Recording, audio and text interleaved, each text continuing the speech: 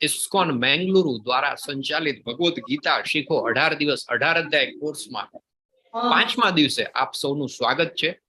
પરમ પૂજ્ય નામાનિષ્ઠ દાસ પ્રભુ એમના માર્ગદર્શનથી, એમના આદેશથી આપણે બધા આજે સાથે મળી અને અભ્યાસ કરીશું, સમજવાની કોશિશ કરીશું. અધ્યાય નંબર 5. શું નામ છે અધ્યાય 5 નું? 5મા અધ્યાયનું શું નામ છે? હરે કૃષ્ણ. કોણ કહેશે મને? ચલો અનમ્યુટ કરીને બોલી શકો છો જેમને આવડતું હોય. ધ્યાન યોગ. જેમની પાસે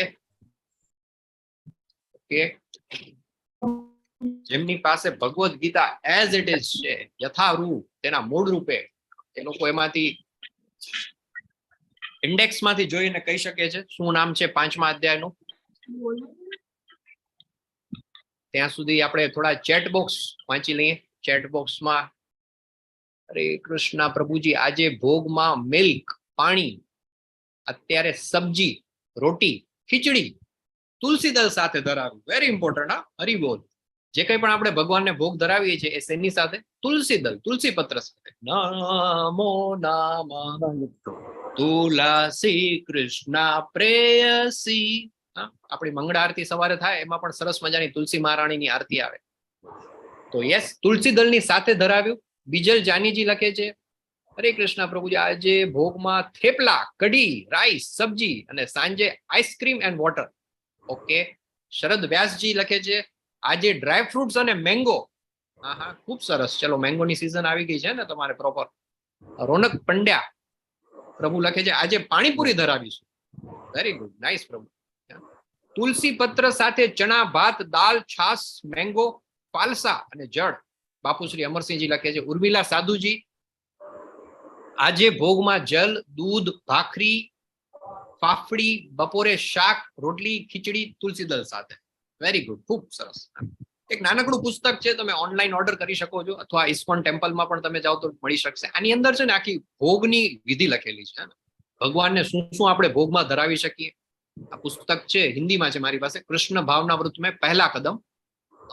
ગુજરાતીમાં એનું નામ છે કૃષ્ણ ભાવનામૃતમાં પ્રથમ પગલું. તો એમાં બધું ડિસ્ક્રિપ્શન છે અને કઈ રીતે ભોગ ધરાવવો, ભોગ મંત્ર જે છે કયા મંત્ર સાથે ભોગ ધરાવો એ પણ વર્ણન છે. ભોગ મંત્ર તો અમરીશ પ્રભુ કે જિગ્નેશ પ્રભુ તમારી સાથે વોટ્સએપ ગ્રુપમાં પણ શેર કરી દેશે. તો એની પ્રોસેસ છે, એ રીતે આપણે ધરાવીએ છીએ. તુલસી માતાજીને શા માટે આપણે તુલસી સાથે ધરાવીએ છીએ એનું પણ બધું ડિસ્ક્રિપ્શન છે. રાઈટ? ઓકે, તો આપણે સ્ટાર્ટ કરીશું. ગઈકાલે આપણે એક વાર્તા રહી ગઈ હતી, હે ને, આપણી ડ્રોગારીની વાર્તા રહી ગઈ હતી, આઈ થિંક યસ્ટરડે. તો આપણે એનાથી સ્ટાર્ટ કરીએ. આપણે હરે કૃષ્ણ પ્રભુજી, મિલ્ક પાણી, તુલસી દલ, સૂકો મેવો સાથે ભોગ ધરાવેલ છે. 4 કુમાર, 4 કુમારો. યસ્ટરડે ના, હા, 4 કુમારો જે છે બ્રહ્માજીના કુમારો છે. એના વિશે આપણે ભાગવતમમાં વધારે ડિટેલમાં સમજતા હોઈએ છીએ, પણ બેઝિકલી જે 4 સંપ્રદાય જે છે એના 4 મેઇન લીડર. કૃષ્ણજી પાસેથી જે આ જ્ઞાન મળ્યું, તો એક બ્રહ્માજી, સેકન્ડ લક્ષ્મીજી, ત્રીજા શિવજી અને ચોથા જે સનકાદી 4 કુમારો જે છે બ્રહ્માજીના પુત્રો, તો એ એમનો સંપ્રદાય. અને એમના થ્રુ જે જ્ઞાન ગયું એ કોના, કયા આચાર્ય છે? નિંબાર્કાચાર્ય. બરાબર. પછી આ બાજુ આપણે જોઈએ તો માધવાચાર્ય, રામાનુજાચાર્ય અને કયો રહી ગયો? વિષ્ણુ સંપ્રદાય. એમાં જે આવે છે પુષ્ટિ માર્ગી સંપ્રદાય એ આવે છે. બરાબર ને? તો આ 4 અલગ અલગ સંપ્રદાય છે. બાકી વધારે ડિટેલમાં આપણે લેવલ 2 માં અને ભાગવતમના ક્લાસમાં પણ એના વિશે ચર્ચા કરતા હોઈએ છીએ. તો yes, Bhagavad Gita as it is. આપણે ગઈકાલની વાર્તા જે છે એક લેવાની હતી. Let me see if I can share photograph of that image. આખી સ્લાઇડ શેર ના કરીએ આપણે.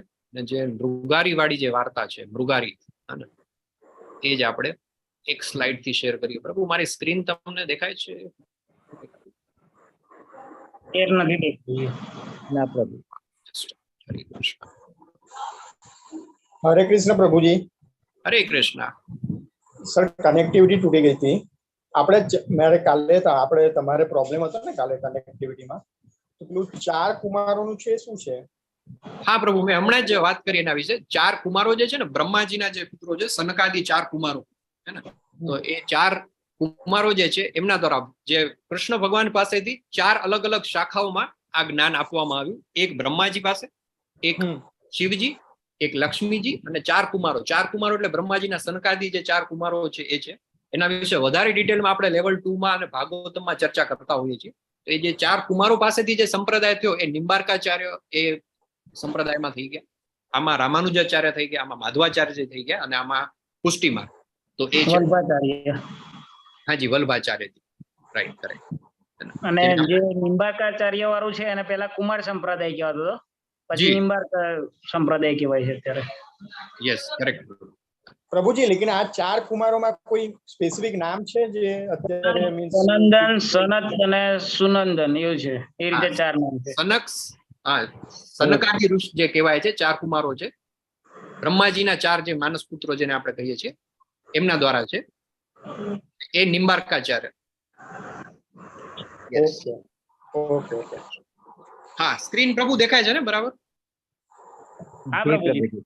તો આ જે ઘટના છે એ જે મૃગારીની ઘટના છે. મૃગારીની ઘટના કોઈને કરવી છે એક્સપ્લેન બરાબર એકદમ આવડતી હોય તો ડિસ્ક્રાઇબ કરી શકશો કોઈ ની બેચના પાર્ટિસિપેટ્સ છે એમાંથી? પહેલા તો મને કે ચલો મૃગારી એટલે શું, શબ્દને આપણે થોડો સમજવાની કોશિશ કરીએ. મૃગારી એની સંધિ છૂટી પાડીએ તો શું શબ્દ બને? મૃગ વત્તા હરી. મૃગના હરનાર. મૃગ વત્તા અરી, બરાબર ને? મૃગ એટલે બધા જે પ્રાણીઓ હોય એને મૃગ કહેવાય. આપણે કહેવાય ને કે પહેલાના જમાનામાં રાજાઓ મૃગયા કરવા જતા. મૃગયા એટલે કે શિકાર કરવા જતા. દુશ્મન. હા, તો મૃગ એટલે પશુઓ અને અરી એટલે દુશ્મન. એટલે જે પશુઓ જે પ્રાણીઓ જે છે એનો દુશ્મન એટલે મૃગારી. તો મૃગારી કરીને એક જેને આપણે કહી શકાય કે આમ તો રાક્ષસ જેવો માણસ જ કહેવાય ને માણસ ન કહી શકાય. તો એ મૃગારીની ઘટના છે. કોઈ હેન્ડ રેઝ કરી શકે છે? કોઈ પ્રીવિયસ બેચના પાર્ટિસિપેટ હોય જેમને આ ઘટના ખબર હોય અને એક્સપ્લેન કરવા માંગતા હોય? એનીબડી? ઘણા બધા મને તો દેખાય છે જૂના વિદ્યાર્થીઓ. હા, ટ્રાય કરો થોડુંક મગજ કસીને.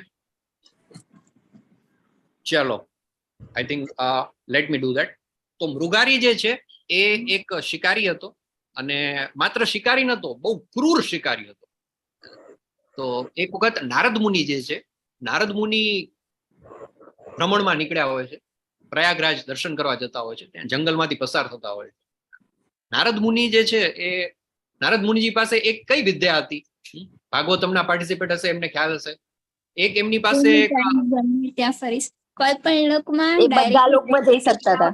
હા, એ he could teleport હે ને, એક જગ્યાથી બીજી જગ્યાએ, એક લોકમાંથી બીજા લોકમાં ઇન્સ્ટન્ટ સીધા નારાયણ નારાયણ કરતા એક જગ્યાએથી બીજી જગ્યાએ પહોંચી જાય. તો એ એમનામાં ખૂબ સરસ એમની પાસે એક એમની વિદ્યા હતી. તો આવી રીતે પ્રયાગરાજના દર્શન કરવા માટે ત્યાં જઈ રહ્યા હતા, જંગલમાં ત્યાં ફરતા હતા. તો એમણે જોયું કે આસપાસ બધા અમુક પશુઓ હતા, ઘાયલ થયેલા હતા અને બહુ ખરાબ રીતે ઘાયલ થયેલા હતા. તો એમણે જોયું કે આ શું છે? મતલબ કે એક સસલું હોય તો સસલું મતલબ એમ નહીં કે આમ મરી ગયું હોય, પણ આમ કણસતું હોય, આમ એની આંખમાં તીર માર્યું હોય ને એને કોઈ મતલબ ઇટ લુક્સ લાઈક કે somebody is not killing them, પણ એમને તડપાવવા માટે કોશિશ કરી રહ્યા છે. પેલું સુવર હોય તો એને પણ એવી રીતે મારે, આમ એની આંખ વીંધી નાખે, કાન વીંધી નાખે. તો એમને જરા જુણા થઈ અને આશ્ચર્ય થયું કે કોણ છે. તો એમણે જરા સંતાઈને જોયું કે શું છે, શું મામલો છે. તો જોયું તો ત્યાં તો એક આવ્યો, એક આમ વિકરાળ ભયાનક સ્વરૂપ વાળો એક શિકારી આવ્યો, મૃગારી. અને એ શું કરતો હતો? એક એક પક્ષીને, એક એક પશુને એવી રીતે આમ મારે ને કે નોટ ઓનલી મતલબ મારે નહીં, પણ એમને પ્રતાડિત કરે, એમને રીબાવીને મારે. નારદજી કે આ તું શું કરે છે? તો એ તો એની રીતે ભાઈ કે હું મૃગારી છું, તમને ખબર નથી, અને મારું કામ છે પશુઓને હરવું. તો ભાઈ પશુઓને હરવું ચલ, તારું કામ છે બરાબર છે, પણ તું આવી રીતે કેમ બધાને મારે? તો આમ જોરથી આપણે પેલું સિરિયલમાં જોતા હોઈએ ને, પેલું રાક્ષસનું પાત્ર આવે તો કેવી રીતે આમ બિહામણું હાસ્ય કરે, અટ્ટહાસ્ય કરે કે તમે મને ઓળખતા નથી, આ જંગલમાં બધા મને ઓળખે છે, હું મૃગારી છું, અને મને તો મારા પિતા પાસેથી વિદ્યા મળી છે. મને ખાસ મને કે પશુઓને મારવાનું નહીં, પણ એમને રીબાવીને મારવામાં જે મજા છે એનો આનંદ જ કંઈક અલગ છે. નારદ મુનિ કે સમજાતું નથી કઈ, તું મતલબ આ જે કરી રહ્યો છે, પણ તને ખબર છે કે એનું ફળ તને શું મળવાનું છે? કે ફળ શું મળે મને તો? મારે તો બસ મેં આ પશુ જોયું, મારી નજરમાં આવ્યું એટલે મરી ગયું સમજો, અને એવું તડપીને મરવું જોઈએ. અને એ જયારે આમ રીબાય ને ત્યારે જે જોઈને મને જે આનંદ મળે છે ને એ અવર્ણનીય છે. પણ એક એનામાં હતું, એને એ ખબર પડી ગઈ કે ભાઈ આ કોઈ સાધુ પુરુષ છે. એટલે નારદ મુનિજી સાથે રિસ્પેક્ટફુલી વાત કરતો. નારદ મુનિ કે મને છે ને એકચ્યુઅલમાં દયા આવે છે કે આવી જ જોઈએ દયા. આવા પશુઓ મારી આસપાસ ફરતા હોય અને એના આવી રીતે હું મારતો હોઉં ને તમને દયા ના આવે તો તમારા જેવા સાધુ પુરુષ માટે આશ્ચર્ય કહેવાય. એમ નહીં કે એમની તો બરાબર છે, દયા આવે છે, મને તારી દયા આવે. તમારું મગજ ઠેકાણે છે ને તમારું? મારી દયા આવે છે તમને? મારી દયા કરવા વાળા તમે કોણ? અરે મારી દયા કરવાની કઈ જરૂર છે? હું તો પાવરફુલ, એકદમ શક્તિશાળી, જેને હું ધારું એને મારું અને રીબાવીને મારું, એવો હું મૃગારી છું. તો મારી તમારે દયા કરવાનું કોઈ કારણ નથી. તો કે તને તો નારદ મુનિ કે ખાલી અત્યારનું દેખાય છે, પણ મને, હું મારી જે વિદ્યા છે એનાથી ભવિષ્ય જોઈ શકું. અને મને એવું ભવિષ્ય દેખાય છે કે જે રીતે તું આ લોકોને બધાને તડપાવીને આમ પ્રતાડિત કરીને મારી રહ્યો છે ને, તારો પોતાનો અંત છે ને બહુ ખરાબ થવાનો છે. શું વાત કરો છો? મારો અંત થવાનો છે? હા, કર્મ છે ને કોઈને છોડતું નથી. કર્મ જે છે, આપણે ગઈકાલે આઈ થિંક પરમ દિવસના અધ્યાયમાં આપણે જોયું હતું, 3જા અધ્યાયમાં કર્મના કેટલા પ્રકાર છે, કયા પ્રકાર છે? કોણ કહેશે? ચલો હેન્ડ રેઝ કરીને કે અનમ્યુટ કરીને કહી શકો છો આપ. 4 કર્મના 4 પ્રકાર છે. યસ, બરાબર. કયા 4 પ્રકાર છે? વિકર્મ, કામ અકર્મ, કર્મ, નિષ્કામ કર્મ, અકર્મ અને સકામ. કામ કર્મ. કર્મ એટલે કે સકામ કર્મ, નિષ્કામ કર્મ, અકર્મ અને વિકર્મ. તો જે મૃગારી જે કરી રહ્યો છે એ કઈ કેટેગરીમાં આવે? વિકર્મ. વિકર્મ, હે ને? એટલે કે જે ભગવાનના, જે કુદરતના જે નિયમો છે એનાથી વિરુદ્ધ કામ કરવું એટલે વિકર્મ. બરાબર. તો નારદજી કહે છે કે કર્મ છે કોઈને છોડતું નથી.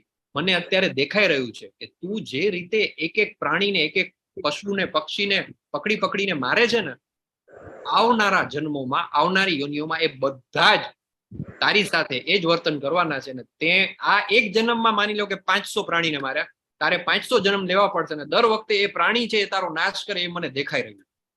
હવે મૃગારીને જરાક આમ ડર પેટો. અત્યાર સુધી તો એકદમ આમ પોળો ચાલતો હતો, પણ પછી એક ને નારદ મુનિનું તો તેજ જ એવું હતું કે એને ખબર પડી કે ભાઈ આ કોઈ નોર્મલ માણસ નથી. અને એને જયારે એવું કીધું કે મને તારી દયા આવે છે, અને સાથે સાથે એ પણ કીધું કે તારી સાથે ભવિષ્યમાં આવું થશે, એટલે હવે મૃગારી જરાક આમ, જેને કહેવાય ને કે હેપતાઈ ગયો કે શું વાત કરશો તમે? કે હા, કે આ જ કર્મની જે ગતિ છે એ આ જ છે. કોઈ પણ વ્યક્તિ પોતાના કર્મથી એક વખત બંધાઈ જાય પછી એનાથી છૂટી શકતો નથી, જ્યાં સુધી એને ભોગવી ન લેવું પડે. મારી કે તમે આટલું બધું જાણો છો તો તમારી પાસે આનું કઈ સોલ્યુશન છે? પ્રોબ્લેમ તો તમે કહી દીધો કે આ પ્રોબ્લેમ છે કે ત્યાં આટલા બધા લોકોને રીબાવીને માર્યા છે, એ બધા જ તને મારશે આવનારા જન્મોમાં. પણ એનું સોલ્યુશન શું? નારદ મુનિ કે સોલ્યુશન તો છે, પણ તારાથી થાય એમ નથી. શું વાત કરો છો? મારાથી થાય એમ નથી? હું આવો પાવરફુલ મૃગારી? રહેવા દે, નહીં થાય તારાથી. તમે કયો તો ખરા શું છે? એટલે સૌથી પહેલા તો નારદ મુનિ એને કહે છે કે સૌથી પહેલું કામ તો તારે કરવાનું છે ને, આ તારા જે તીર કામઠા જે છે ને બધા, એનો નાશ કરી દે, એને છોડી દે. તીર કામઠા છોડી દે તો હું કરીશ શું? મારા પરિવારનું ગુજરાન જે છે એ હું આનાથી ચલાવું છું. હું શિકાર કરું છું અને એનાથી મારું ફેમિલી જે છે, મારી પત્ની છે, બાળકો છે, અમારું આખું ચાલે છે. અને તમે કહો છો તોડી દે, મેં તને કીધું તું નહીં થાય તારાથી, રહેવા દે, તારા બસની વાત નથી. ના એ કે એમ નહીં, ચલો છોડી દઉં, પણ પછી શું? કે પેલા તોડી તો નાખ. એટલે એને ત્યારે તીર કામઠા છે એનો નાશ કર્યો અને મૂકી દીધો. હવે છે ને તારે શું કરવાનું છે? તારી પાસે જેટલી સંપત્તિ જે કઈ પણ છે ને, આ રીતે કમાયેલી છે, પશુઓને પક્ષીને મારીને, એને હેરાન કરીને, એમને રીબાવીને, એ છોડી દે. અરે આ તો એનાથી પણ અઘરું. એક તો તમે પેલા મારી રોજી રોટી છીનવી લેવાનું કીધું, પછી એમ કહો છો કે જે છે એ બધું પણ છોડી દે. નારદ મુનિ કે કરવાનું તો એ જ છે, જો તને સોલ્યુશન જોતું હોય તો you will have to follow it. તો મૃગારી કહે છે કે ચલો વાંધો નહીં, સોલ્યુશન મળતું હોય તો એ પણ હું કરવા તૈયાર. બરાબર. એટલે એને એ પણ છોડવાનું કીધું. અને પછી નેક્સ્ટ શું કરવાનું? તો નેક્સ્ટ તું નદીના કિનારે જઈ એક ઝૂંપડી બનાવીને રે, અને તે જેટલા પાપ કર્યા છે ને, પાપમાંથી બહાર નીકળવાનો એક જ રસ્તો છે, એ છે ભગવાન નામ. હરિનામ. તું જયારે ભગવાનનું નામ લઈશ અને ભગવાનની ભક્તિ કરીશ, તારે એક ઝૂંપડી બનાવીને રહેવાનું, અને 24 કલાક તારું એક જ કામ, તારે ભગવાનના નામનો, પવિત્ર નામનો જપ કરવાનો. હરે કૃષ્ણ કૃષ્ણ કૃષ્ણ હરે હરે, હરે રામ રામ રામ હરે હરે. આ કરવાથી શું થશે? આ કરવાથી તારા બધા જ પાપનો નાશ થઈ જશે. તારા બધા પાપ ધોવાઈ જશે. હા, ધોવાઈ જશે. ભગવદ ગીતામાં પણ ભગવાને કહ્યું છે, 18મા અધ્યાયમાં કહ્યું છે. શું કહ્યું છે? સર્વધર્માન પરિત્યજ્ય મામેકમ શરણમ વ્રજ અહમ ત્વમ સર્વ પાપેભ્યો મોક્ષિષ્યામિ મા શુચઃ. તું મારે શરણે આવી જા, હું તારા બધા જ પાપોનો નાશ કરીશ. Okay, done. પછી કે મારા પરિવારનું શું, મારા પરિવારનું ગુજરાન કેવી રીતે ચાલશે? તો કે તું આટલું કર, પછી તારે કોઈ ચિંતા કરવાની જરૂર નથી, એ બધું થઈ જશે. પણ હા, એક તું મને બીજું પણ વચન આપ કે તને જે કંઈ પણ તારી પાસે આવશે, તારે ભગવાનના નામની ભક્તિ કરવાની છે અને તને જે કંઈ પણ જોઈએ છે તારા પરિવાર પૂરતું એ તને મળી જશે. પણ તને જેટલું મળે ને એમાંથી તારા ખપ પૂરતું રાખી અને બાકીનું તારે ડિસ્ટ્રીબ્યુટ કરી દેવા. પેલો કે આવા તો દો હજી તો કઈ છે જ નહીં. એક તો જે મારી પાસે રોજી રોટી હતી એ તમે છીનવી લીધી, પછી તમે એમ કહો છો જે છે એ બધું છોડી દે. છોડી દીધા પછી તો કે ભગવાનનું નામ લે, અને એના પછી તને જે મળે એમાંથી તારા ખપ પૂરતું રાખીને બાકીનું બધું ડિસ્ટ્રીબ્યુટ કરી નાખવાનું. ચલો વાંધો નહીં, એ પણ વચન આપું છું, જે બાકીનું વધશે હું ડિસ્ટ્રીબ્યુટ કરી દઈશ. અને આવી રીતે એને વચન આપે છે. અને પછી તો મૃગારી છે જઈ નદીના કિનારે બેસી જાય છે અને સવાર સાંજ એનું એક જ કામ, હરે કૃષ્ણ કૃષ્ણ કૃષ્ણ હરે હરે, હરે રામ રામ રામ હરે હરે. અને દિવસ રાત ભગવાનના પવિત્ર નામનો જાપ કરે છે. અને પેલું કહેવાય ને, જંગલમાં આગની જેમ બધી જગ્યાએ સમાચાર ફેલાઈ જાય છે કે પેલો મૃગારી નતો શિકારી, હા, એને તો છે ને એ તો કોઈ મોટો સંત બની ગયો છે. શું વાત કરો છો? હા, એને પોતાનું બધું જ છોડી દીધું છે, પોતાની બધી જ પ્રવૃત્તિઓ બધી હતી એનો ત્યાગ કરી દીધો છે. અને હવે તો નદીના કિનારે એક નાનકડી ઝૂંપડી બનાવી અને દિવસ રાત ભગવાનનું નામ જ લે છે. આસપાસના બધા મતલબ શહેરમાં, મતલબ આસપાસના જે ગામ છે, પંથકમાં, સ્ટેટમાં, બધી જગ્યાએ સમાચાર ફેલાઈ ગયા અને લોકો ત્યાં એના દર્શન કરવા માટે આવવા માંડ્યા. ભાઈ, આવો મોટો શિકારી હતો, એ સંત બની ગયો છે, ચલો જોઈએ તો ખરા શું છે. અને જે પણ જાય ને ત્યાં આપણે ત્યાં એક આખી પરંપરા છે, એક સિસ્ટમ છે કે ભગવાન પાસે આપણે જઈએ કે ભગવાનના ભક્ત પાસે જઈએ, સંત પાસે જઈએ ને તો આપણે ખાલી હાથે ન જઈએ, કાંઈક ને કાંઈક લઈને જઈએ. તો બધા જ ધીમે ધીમે તો આ બધા સમાચાર ફેલાઈ ગયા, બધા મૃગારીને જોવા આવે તો મૃગારી છે ત્યાં એક સંત બની ગયો હોય છે અને ભગવાનના નામનો જપ કરતો હોય. જે લોકો આવે એના માટે કંઈક ને કંઈક લેતા આવે. કોઈ ફળ લઈ આવે, દૂધ લઈ આવે, ગાયનું ઘી લઈ આવે, કોઈ ધાન્ય એમના થયા હોય, એમના અનાજ થયું અનાજ લઈ આવે. એમ કરતા કરતા તો તમે જુઓ તો સાંજ પડે આખું આમ એનો જે મૃગારીની ઝૂંપડી જે મોટો આશ્રમ જેવી બની ગઈ. કેટલા લોકો, સેંકડો લોકો, હજારો લોકો આવે અને જે લોકો આવે એના દર્શન કરે, એની પાસે બેસે અને એના માટે કંઈક ને કંઈક લઈ આવે. અને મૃગારીનું જે પેલો એક ક્વેશ્ચન હતો ને કે મારા પરિવારનું ગુજરાન કેવી રીતે ચાલશે, એ તો એમને સોર્ટ આઉટ થઈ ગયો. 2 દિવસની અંદર એટલું બધું આવ્યું ને કે એનું ફેમિલી તો શું. પછી એને યાદ આવ્યું કે મેં બીજું વચન આપ્યું હતું. શું વચન આપ્યું હતું નારદજીને એને? પોતાના ખપ પૂરતું જ રાખવું અને બીજું બધું દાન કરી દેવું. બીજું આપી દેવું. હા, પોતાના ખપ પૂરતું રાખી અને બાકીનું બધું ડિસ્ટ્રીબ્યુટ કરી દેવાનું, દાન કરી દેવું. એટલે એને તો એ સવાલ જ નતો. ખપ પૂરતું તો આવતું જ તું, પણ એનાથી 10 ગણું, 20 ગણું, 50 ગણું વધારે આવતું હતું. એટલે એને પણ કર્યું. હા, અને જે કંઈ પણ વધે એ બધું આપી દેતો હતો. અને થોડા સમય પછી નારદ મુનિ છે, એક પર્વત મુનિ, એમની સાથે એમને એકવાર વિચાર આવ્યો કે ચલો જોઈએ પેલો મૃગારીનું શું થયું, શું કરે છે, આપણે જોઈએ. એ જાય છે ત્યાં પર્વત મુનિની સાથે અને જઈને જોવે છે તો જો રાઈટ હેન્ડ સાઈડ નો ફોટો છે, એ લેફ્ટ હેન્ડ સાઈડમાં પણ તમને દેખાય છે મૃગારી, તીર કામઠા વાળો, વિકરાળ. અને રાઈટ હેન્ડ સાઈડમાં તમે જુઓ તો એકદમ ભગવાનનો ભક્ત. અને તમે જુઓ શું કરી રહ્યો છે, જેવા એ જોવે છે ને એમના ગુરુને આવતા જોવે છે, નારદ મુનિને. એટલે સૌથી પહેલા ગુરુ મહારાજ કરતા એમના ચરણોમાં પડે છે અને નીચે જોવે છે કે એમના પગ મૂકવાથી આજુબાજુ કોઈ જીવ જંતુ હોય, પેલી કીડી હોય, મરી ન જાય, તો એના માટે બધી સાફ કરે છે, સાઈડમાં લઈ જાય છે કે પગ મૂકવાથી કીડીનું મૃત્યુ. એવી અદ્ભુત ઘટના. Left to right transformation. આપણે પહેલા દિવસે વાત કરી હતી કે ભગવદ્ ગીતાનો કોર્સ આપણે કરવા આવ્યા છીએ. આમાં 3 પ્રકારના લોકો આવે છે, 3 હેતુથી. કયા 3 હેતુ હતા યાદ છે કોઈને? અર્થાથી, દુઃખથી અને જ્ઞાન માટે જિજ્ઞાસુ. અચ્છા, ઓકે, થોડો અલગ છે આ તમારો પ્રશ્ન છે, શાસ્ત્ર આધારિત છે. આપણે એક નોર્મલ ઇંગ્લિશના 3 શબ્દો જાણ્યા હતા કે જે ભગવદ્ ગીતા 18 દિવસ ઓનલાઈન કોર્સ કરે છે, આ 3 કારણોથી આવે છે. કોઈને યાદ છે? પહેલા દિવસે વાત કરી હતી આપણે. ભૂલી ગયા તમે તો. Information, yes, transformation, information, confirmation અને ટ્રાન્સફોર્મેશન. રાઈટ. એક લોકો આવે છે ઇન્ફોર્મેશન, માહિતી જાણવા માટે, જોતા આવીએ શું છે, તો એ તો ખરા શું છે. આ બધું બહુ ચાલ્યું છે આજકાલ તો, ઓનલાઈન ગીતા અને બધું. શું છે, ચલો જોતા આવીએ. સેકન્ડ છે કન્ફર્મેશન, કે જેને થોડું ઘણું જાણેલું છે પણ વધારે જાણવાની ઈચ્છા છે. અને ત્રીજા આવે છે ટ્રાન્સફોર્મેશન, ટ્રાન્સફોર્મેશન કોને કહેવાય? તો આ ચિત્ર જે તમારી સ્લાઇડ તમને સ્ક્રીન ઉપર દેખાય છે આને ટ્રાન્સફોર્મેશન કહેવાય. મૃગારી આટલો વિકરાળ એક ભયાનક જેને કહેવાય બીભત્સ માણસ કહેવાય કે જે પ્રાણીઓને પશુઓને પક્ષીઓને તડપાવીને રીબાવીને મારતો હતો, એવા મૃગારીમાંથી એવો થઈ ગયો એક સંત બની ગયો કે એ ધ્યાન રાખે છે કે ક્યાં એક કીડી પણ છે પગ નીચે ચગદાય નથી. આટલું જબરદસ્ત ટ્રાન્સફોર્મેશન જ્યારે થાય છે ત્યારે આપણને ખબર પડે છે કે ભગવાનની ભક્તિમાં અને ભગવાનના ભક્તોમાં કેટલી જબરદસ્ત શક્તિ છે. તો આવા નારદ મુનિ જે છે એ ભગવાનના પરમ ભક્ત હતા. આપણે બધા નારદ મુનિને છે ને આજકાલ એક કેરિકેચર બનાવી દીધા. આપણે સિરિયલમાં તમે જુઓ નારદ મુનિનું પાત્ર કેવું હોય, સિરિયલમાં એમનું ચિત્રણ એવું કર્યું હોય ને આપણને એમ લાગે, ઇવન ગુજરાતીમાં તો કહેવત છે, કોઈ પેલું વધારે કઈ કરતું હોય તો તું નારદ વેડા કરવાનું રહેવા. This is how we have gone. આપણને ખબર જ નથી. અને આ બધું શા માટે ખબર છે? કેમ કે આપણું શાસ્ત્રોમાંથી કઈ નથી શીખતા. આ શાસ્ત્ર છે શ્રીમદ ભાગવતમ. શાસ્ત્રમાંથી જે ભાગવતમ વિશે, ભક્તો વિશે, નારદ મુનિ વિશે જાણતો એને ખબર હોય કે નારદ મુનિ એટલે એ ભગવાનનો he was one of the એક અવતાર. 24 અવતારોમાં એમની ગણના થાય છે. ભગવાનના જે 12 મહાજનો છે એમાં નારદ મુનિની ગણના થાય છે. અને અત્યાર સુધી આપણે કેટલી બધી સ્ટોરી લીધી 5 દિવસમાં. તમે કોઈ પણ સ્ટોરી જોશો ને તો જે વ્યક્તિનું ટ્રાન્સફોર્મેશન થયું છે ને એને ગાઈડન્સ આપવા વાળું કોણ હશે? તો કે નારદ. ધ્રુવ મહારાજ છે જંગલમાં એક પગ ઉપર ઉભા રહીને બોલે છે મંત્ર. કયો મંત્ર બોલે છે? ઓમ નમો ભગવતે વાસુદેવાય.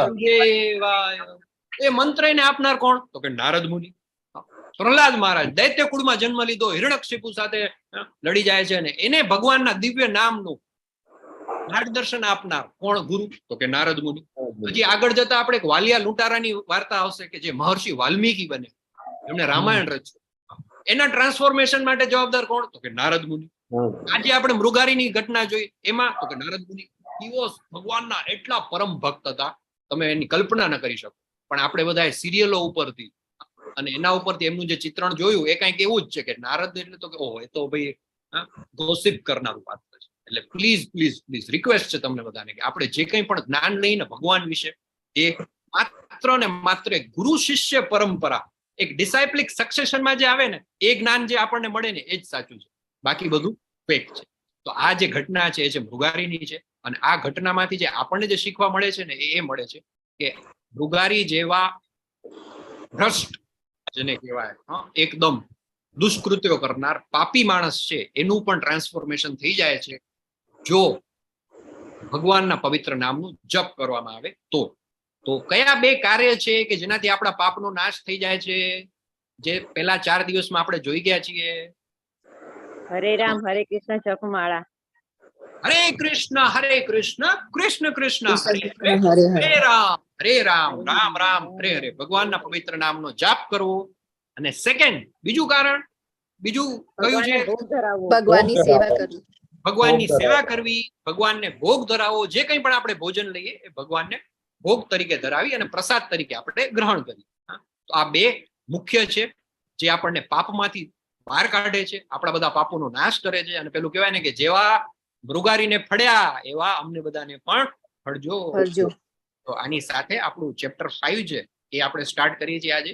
અધ્યાય 5 નું નામ તમે મને કોઈ કહ્યું નહીં. હા, મને એકદમ પરફેક્ટ નામ જોઈએ. મને Bhagavad Gita as it is માં જે નામ છે એ નામ જોઈએ મને. કૃષ્ણ ભાવના. કર્મયોગ. કૃષ્ણ ભાવના યુક્ત. કર્મયોગ. પણ કેવો કર્મયોગ? કૃષ્ણ ભાવના યુક્ત કર્મ. કૃષ્ણ ભાવના યુક્ત કર્મ. કૃષ્ણ ભાવના યુક્ત કર્મ. કરેક્ટ.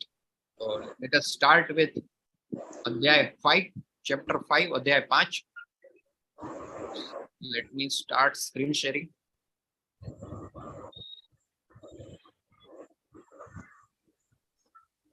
કર્મયોગ, કૃષ્ણ ભાવના યુક્ત કર્મ. અધ્યાય 5 જે છે એની સમરી છે શું છે અને કર્મયોગની અંદર અને કૃષ્ણ ભાવના યુક્ત કર્મ એ બેને વચ્ચે શું ડિફરન્સ છે. તો પહેલા તો અર્જુનજીનો અગેન દરેક ચેપ્ટર છે એની શરૂઆત ક્યાંથી થાય? અર્જુનજી પ્રશ્ન પૂછે. શું પ્રશ્ન પૂછે? અર્જુનજી પૂછે ક્વેશ્ચન. અત્યારે એમનું શું છે? સંન્યાસ કે કર્મયોગ? તમે જે કહ્યું બધું સારું છે પણ એમાંથી હવે તમે મને કહો કે મારે શું કરવું જોઈએ, મારે સંન્યાસ લેવો જોઈએ એટલે કે મારે બધું છોડી દેવું જોઈએ કે મારે કર્મ કરવું જોઈએ, એમાંથી બેસ્ટ શું છે મારા માટે એ તમે મને કહો, એના વિશે મને જ્ઞાન આપો.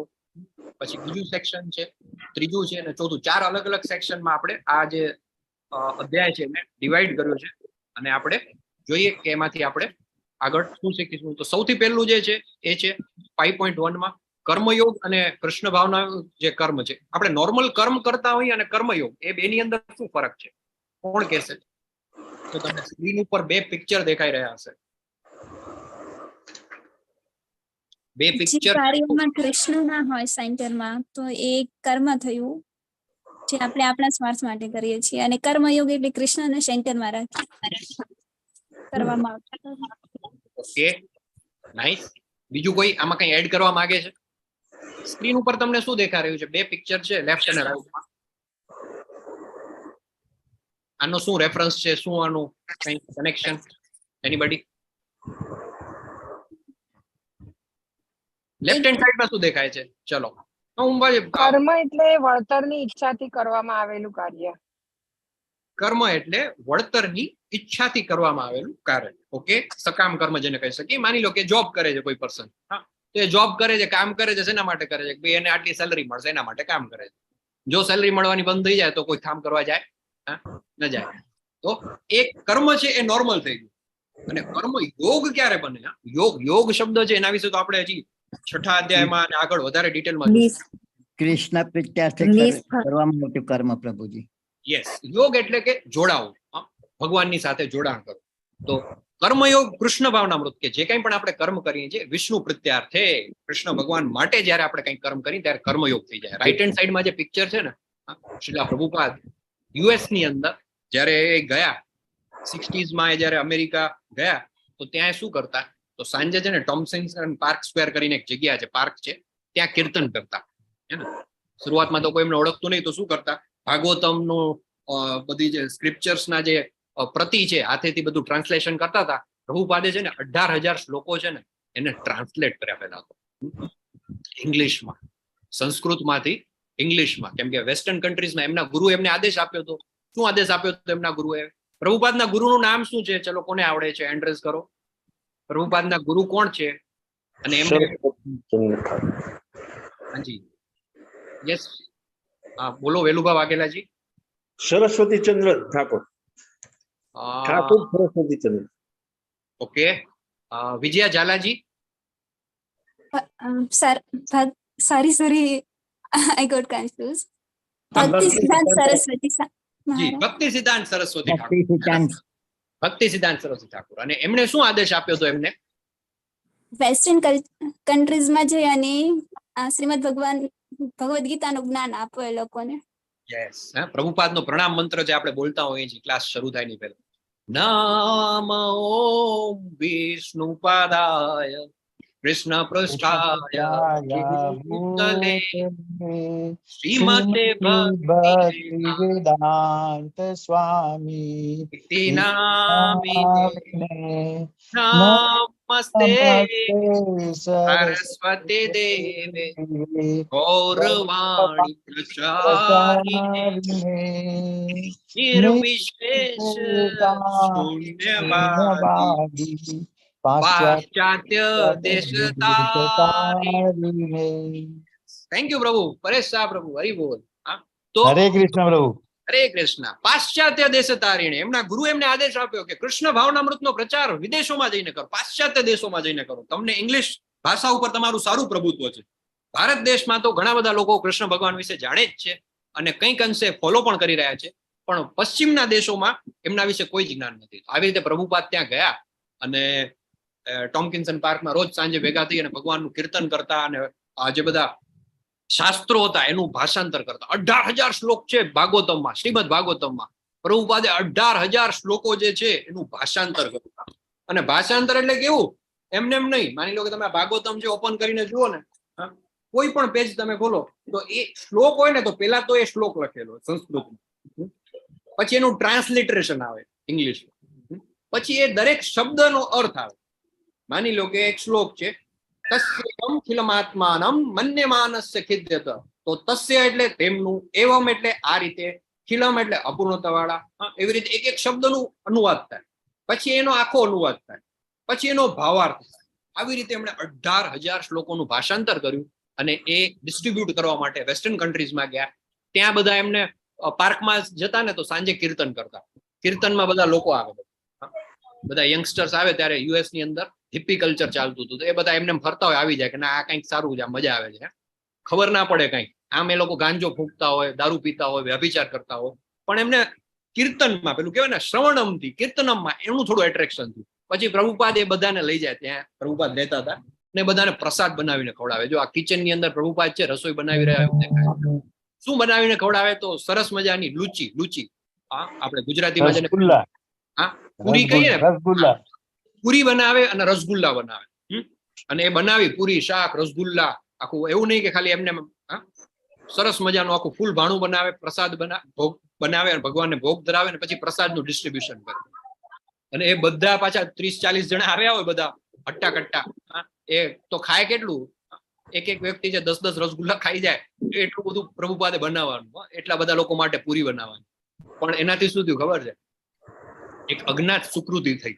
આ જે લોકો પોતે વ્યાભિચાર કરતા હતા, હિપ્પી કલ્ચરમાં જીવતા હતા, નશો કરતા હતા, એ બધા જ લોકો પ્રભુપાદના શ્રવણમ, કીર્તનમ અને પ્રસાદ ખાઈને એમના પાપ દૂર થઈ ગયા અને ધીમે ધીમે બધા પ્રભુપાદના જે મિશન છે એની સાથે જોડાઈ ગયા. ને એમ કરતા કરતા કરતા પ્રભુપાદે પોતાના જીવનકાળ દરમિયાન વર્લ્ડ વાઇડ 108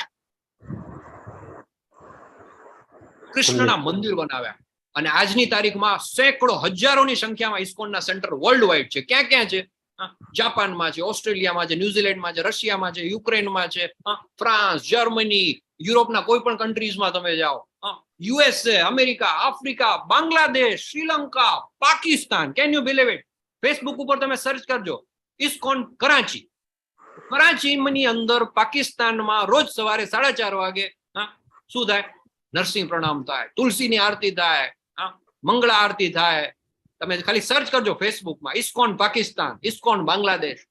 દુનિયાનો એવો કોઈ ખૂણો નથી કે જ્યાં પ્રભુપાદના શિષ્યો નથી. અને આ બધા લોકોને એમણે શું કર્યું? કૃષ્ણ ભાવનામૃતમાં લઈ આવ્યા. અને નોટ ઓનલી કે લઈ આવ્યા, પણ એ બધાને જે જન્મ જ જેમનો થયો હતો કે જન્મતા વેત જે લોકો ગાય, ભેંસ, બકરીનું માંસ ખાતા હતા, વ્યાભિચાર કરતા હતા, નશો કરતા હતા, અને એ બધી વસ્તુ બહુ કોમન હતી. એ બધા બધું છોડી અને શિખા રાખતા થઈ ગયા, ધોતી કુર્તો પહેરતા થઈ ગયા. હરે કૃષ્ણ કૃષ્ણ કૃષ્ણ હરે હરે, હરે રામ રામ રામ હરે હરે, ભગવાનના પવિત્ર નામનો જપ કરતા થઈ ગયા. ઇનફેક્ટ માયાપુરની અંદર, વૃંદાવન ધામની તમે અંદર જાઓ ને તો ઇસ્કોન ટેમ્પલમાં તમને મોર દેન 50% બધા ફોરેન કન્ટ્રીઝના લોકો જોવા મળે. તો આને શું કહેવાય ખબર છે? શા માટે આ ઘટના અત્યારે આપણે સમજાવી છે? આ ઘટનાને કહેવાય ટ્રાન્સફોર્મેશન. જે ઘટના થઈ મૃગારી સાથે, જે કામ કર્મયોગ અને કર્મ વચ્ચે શું ફરક છે? નોર્મલ કામ આપણે જે કરીએ છીએ કર્મ છે, પણ જે પ્રભુપાદે આ બધું જે કર્યું એને શું કહેવાય? કર્મયોગ. તો આવી રીતે ભગવાનનો દિવ્ય સંદેશ અનેક લોકો સુધી એમણે પહોંચાડ્યો. ફરી પાછું મૂંઝવણ આવી ગઈ અર્જુનજીની. શું કહે છે અર્જુનજી? અર્જુન કહે છે, શું કહે છે? અર્જુને કહ્યું, હે કૃષ્ણ, હવે વળી પાછો મારું શું થયું છે? સંન્યાસમ કર્મણા કૃષ્ણ. હવે તો તમે મને પહેલા એ કહ્યું કે મારા માટે છે ને શું સારું છે? તમે જે આ બધો ઉપદેશ આપ્યો એનાથી મારું જે કન્ફ્યુઝન છે દૂર નથી થતું, પણ ઓર વધી રહ્યું છે. વધીને શું થઈ ગયું? તો કે સંન્યાસમ કર્મણામ કૃષ્ણ પુનર્યોગમ ચ સંસસી યચ્છ્રેય એતયોરેકમ તન્મે બ્રૂહિ સુનિશ્ચિતમ. એટલે કે હે કૃષ્ણ, આપે પહેલા મને કર્મનો ત્યાગ કરવા કહ્યું અને પછી ભક્તિપૂર્વક કર્મ કરવાનો આદેશ આપ્યો. હવે આપ કૃપા કરીને નિશ્ચિત રૂપે મને કહો કે આ બંનેમાંથી મારા માટે કયું વધારે કલ્યાણકારી છે? એક શબ્દ આવે છે આ શ્લોકમાં, જે આની પહેલા આવી ગયો છે, બીજા અધ્યાયના 7મા શ્લોકમાં. કયો શબ્દ છે એ?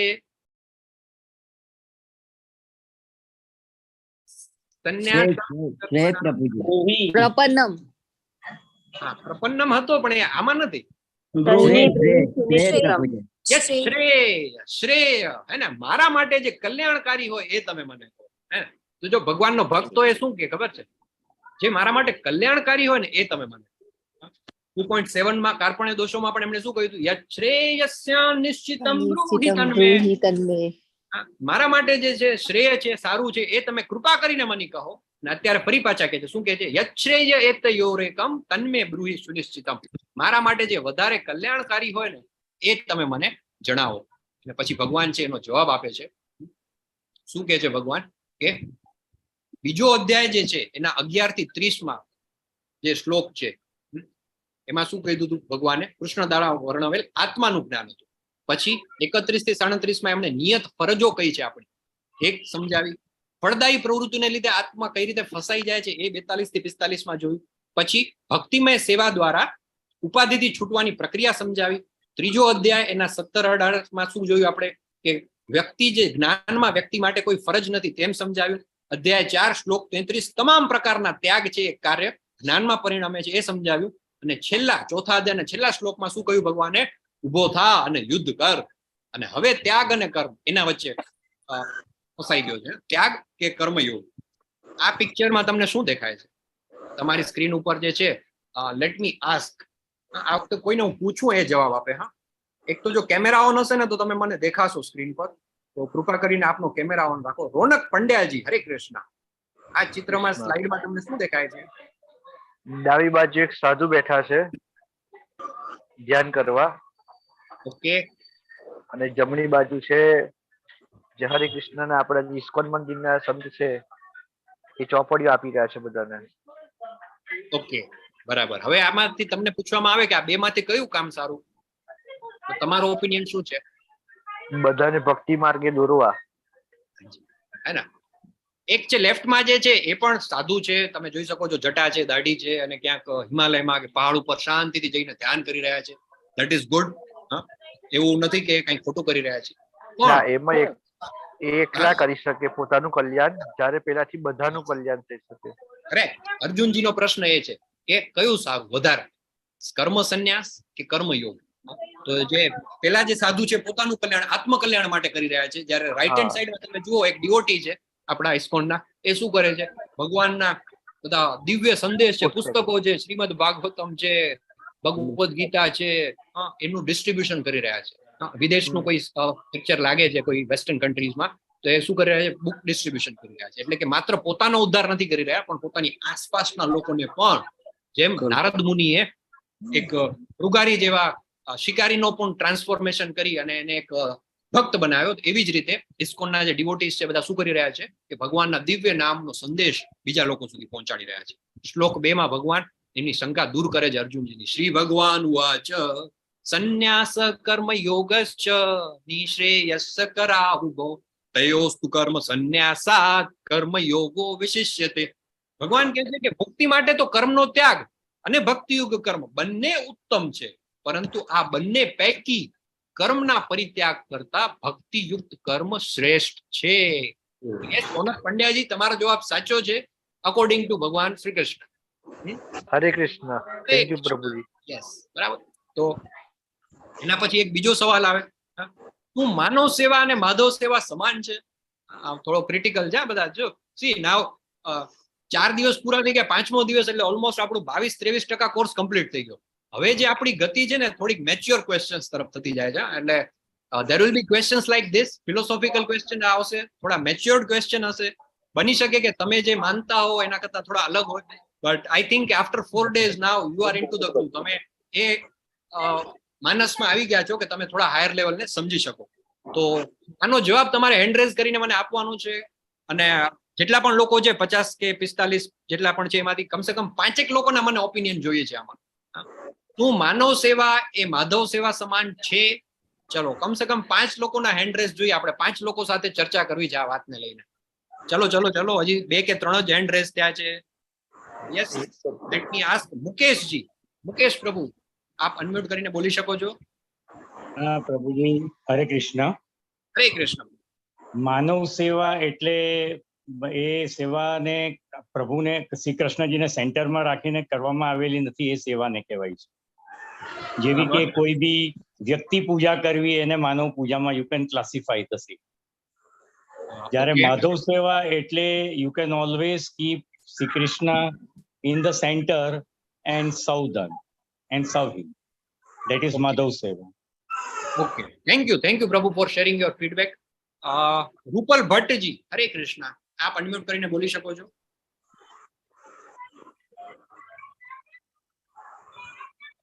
અનમ્યુટ કરવું પડશે માતાજી, તમારે પેલા અનમ્યુટ કરવું પડશે.